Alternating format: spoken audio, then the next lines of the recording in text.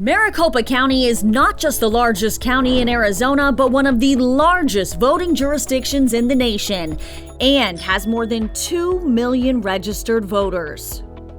In Arizona, counties are responsible for tabulating and posting results. So let's break down how Maricopa County reports results, beginning with Election Day.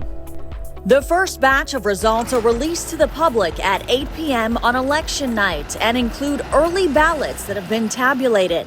Next, results are updated throughout election night and early into the next day. These results include ballots cast on election day at vote centers.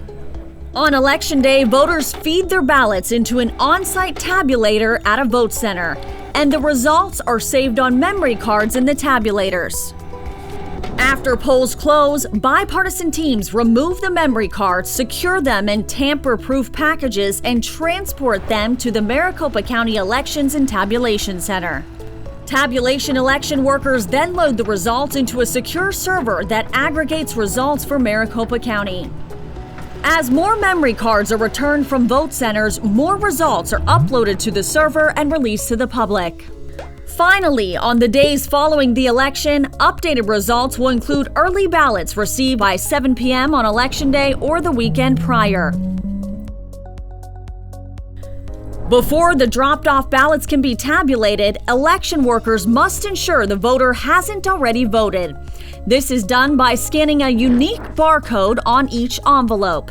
And to confirm the identity of the voter, workers verify the signature on the envelope matches the voter's signature in the registration system.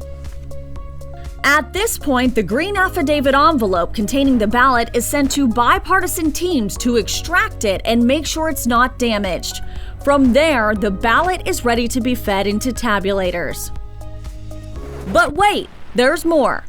Because tabulation equipment is unable to read handwriting or may be unable to determine a voter's intent, more bipartisan teams must review ballots before they can be included in results.